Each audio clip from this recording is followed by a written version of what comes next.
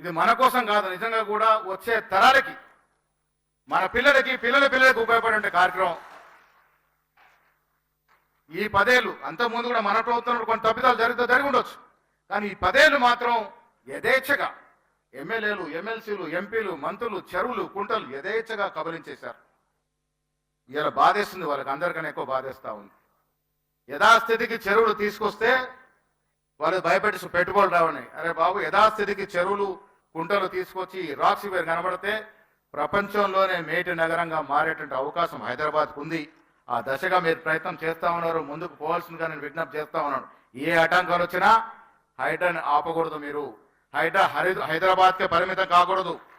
మిమ్మల్ని మార్గదర్శనం చూసుకొని సుదర్శన్ రెడ్డి గారు మేము నిజామాబాద్లో ఒక 8-9 చోట్ల ప్రాపర్టీలు గవర్నమెంట్ పరం చేశాం.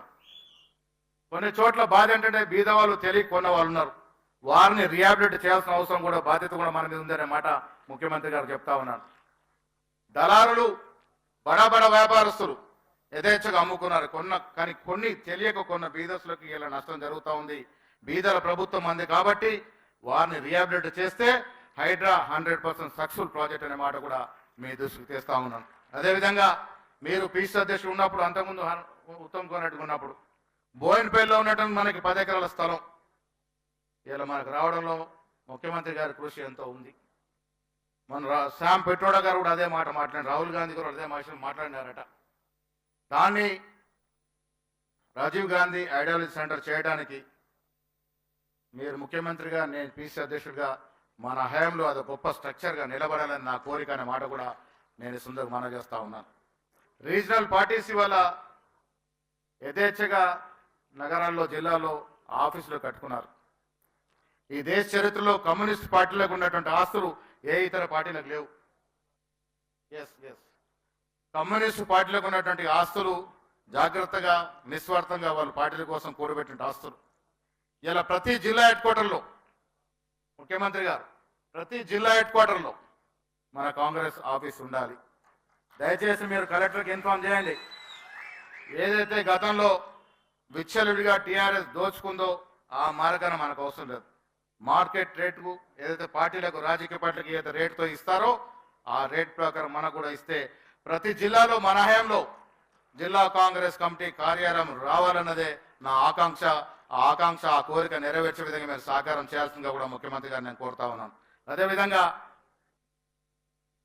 చాలా సందర్భాల్లో చెప్తా ఉండే, ఇప్పుడు గాంధీ భవనం దేవాలయం ఇక్కడ మంత్రివర్గులందరూ కూడా మంత్రులను విజ్ఞప్తి చేస్తా ఉన్నాను. గాంధీ భవన్ ఉంటేనే మన ప్రభుత్వం, మన అధికారం. పార్టీయే ప్రమాణికం, పార్టీ లేనిదే అధికారం లేదు. పార్టీయే మిన్న, పార్టీ తర్వాతనే అధికారం, మన పదవులు. గాంధీ భవన్కు విధిగా ప్రతి వారం 2 మంత్రులు రావాల్సిందిగా నేను విజ్ఞప్తి చేస్తా ఉన్నాను. రోస్టర్ పద్ధతిలో మీకు సమయం ఇస్తాం.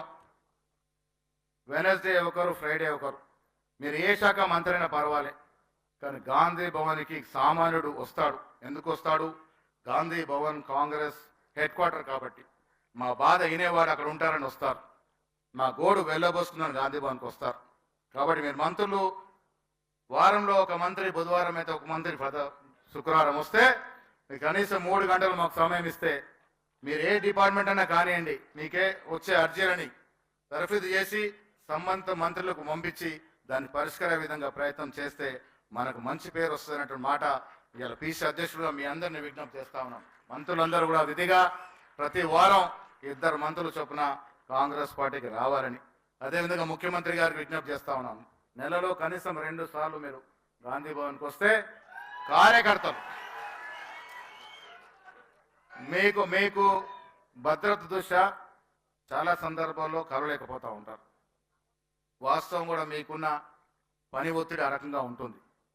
ప్రభుత్వాన్ని నడపడం అంటే ఆషామాషి కాదు. అంటే కేసీఆర్ లాగా ఫామ్ హౌస్లో పంపుకొని నడిపే సందర్భాలు ఉన్నాయి, కానీ అంతకన్నా సిద్ధితో ప్రమాణం చేసి నిజంగా ప్రజలకు ఇచ్చిన ప్రమాణపూర్తిగా ప్రభుత్వం నడపాలి అంటే ఆషామాషి కాదు. కేసీఆర్ నడిపిన తీరు మనం చూసాం. చాలా రోజులు, చాలా మాసాలు ఫామ్ హౌస్ పరిమితం అయిపోయి అధికారుల మీద, వాళ్ళ మీద, వీళ్ళ అధికారులు వదిలేసినాడు కాబట్టి గాడి తెప్పింది రాష్ట్ర పాలన. 7.5 లక్షల కోట్లకు ఊరికే పోలే. ఇవాళ ప్రతి దాంట్లో మీరు నిశ్చితిగా ముందుకు పోతా ఉన్నారు. నిష్ణార్థులైనటువంటి మంత్రివర్గ సభ్యులు ఉన్నారు మీ దగ్గర. ఉత్తమ్ కుమార్ రెడ్డి గారు కానీ, కోమటిరెడ్డి వెంకరెడ్డి గారి గురించి ఒక మాట చెప్పాలి. ఎన్ఎస్ఏలో నాతో పాటు పనిచేసినటువంటి నాయకుడు సుధాకర్ రెడ్డి గారు, నేను, కోమటిరెడ్డి గారు, మేమంతా కూడా ఎన్ఎస్ఏ ప్రొడక్ట్స్.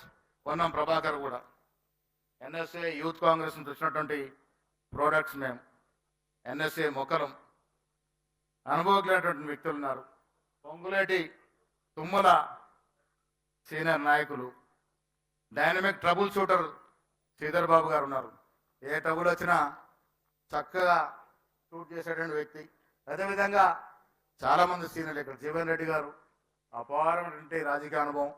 కేశవరావు గారు, చాలా సుదీర్ఘమైనటువంటి రాజకీయ చరిత్ర. గీతారెడ్డి గారు, ఇందాక ముఖ్యమంత్రి గారు చెప్తా ఉంటే నేను 25-30 ఏళ్ల క్రితం గీతారెడ్డి గారు నిజామాబాద్ తీసుకెళ్ళానమాట. ఇందిరా రూపవాణి ప్రోగ్రాంలో ఇందిరాగాంధీ వేషం వేయడానికి మేము గీతారెడ్డి గారు నిజామాబాద్ తీసుకెళ్ళాం. ఇందిరాగాంధీ వేషం వేసి ఆ రోజు ఆదరించినారు. సో ఈ రకంగా రాష్ట్ర కాంగ్రెస్ కమిటీలో నాయకత్వాలు ఏమీ లేదు. కృష్ణారావు గారు నాకు అందరికన్నా ఎక్కువ సన్నిహితులు కూడా మర్చిపోతా ఉన్నారు. చాలా సన్నిహితంగా ఉంటారు. సీతక్క గురించి చెప్పాల్సిన అవసరం లేదు. సీతక్క పేరు వస్తేనే ఏ విధంగా ప్రజలు సంధిస్తారో మనం చూసాం. అడవిలో పుట్టి అడవిలో పెరిగి, అంటే సీతకి మాకు అనుబంధం ఉంది. ఆవిడ ఆనాడు అజ్ఞాతంలో పనిచేశారు. మేము అజ్ఞాతానికి బలైనాము. అజ్ఞాత వాసులకి నక్సల్స్ వల్ల నా కుటుంబం చాలా నష్టపోయింది ఆనాడు. సీతక్క జీవన సవంతిలో గెలవడం కాకుండా ఇలా రాజకీయాల్లో రాణించడం అనేది చాలా గొప్ప విషయం. పక్కనే పెద్ద ఆయన కొప్పులరాజు గారు ఉన్నారు. నిరంతరం డౌన్ ట్రాడన్ పీపుల్ కోసం కష్టపడే వ్యక్తి. ఇవాళ ఖర్గే గారు, కాంగ్రెస్ పార్టీ గొప్పతనం, ఆ గొప్పతనం కాంగ్రెస్లో సాధ్యమే పనితనం. మహోన్నతమైనటువంటి రాజకీయ పరిజ్ఞానం, రాజకీయ అనుభవం.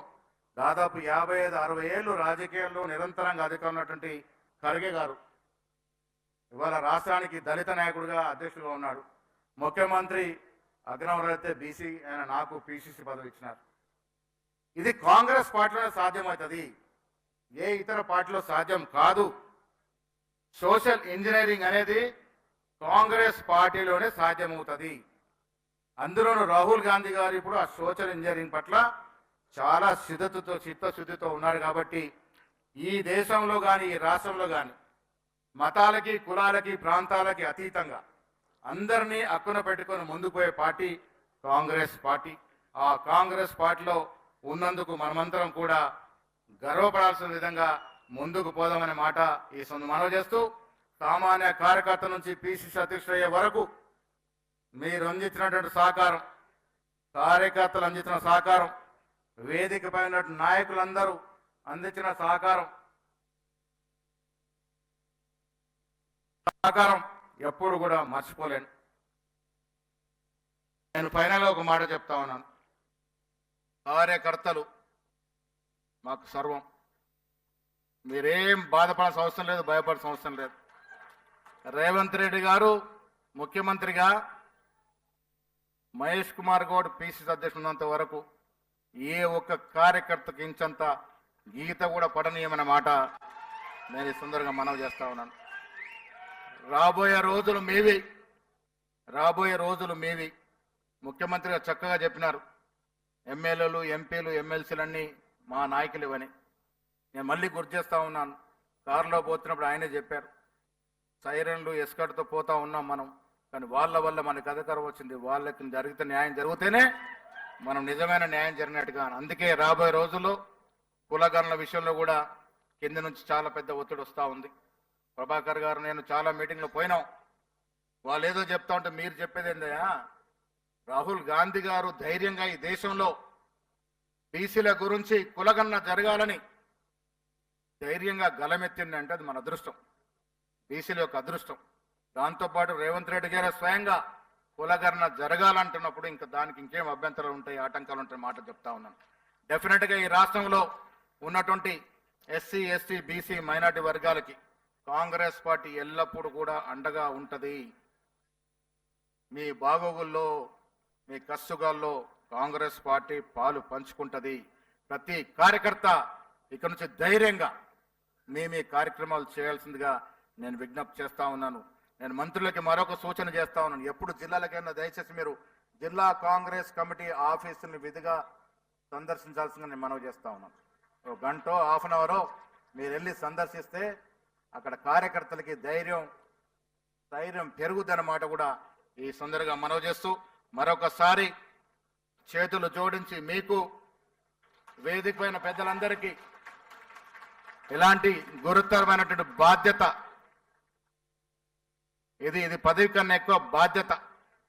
నేను ఖర్గే గారిని కలిసినప్పుడు ఒక మాట అన్నాడు, हमको बोला गया बहुत लोग आके मिल रहे हैं आपसे, खुशी की बात है, लेकिन आपका రెస్పాన్సిబిలిటీ बहुत बढ़ता देख लो అనే మాట.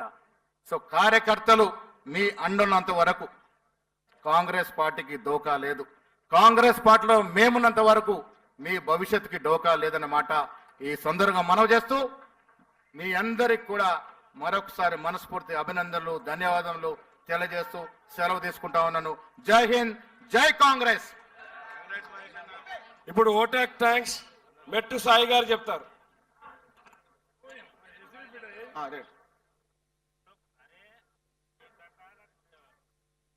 దయచేసి అందరూ లేచి నిలబడినట్టయితే జాతీయ గీతాన్ని ఆలపించుకుందాం. భారత్ సావధాన్.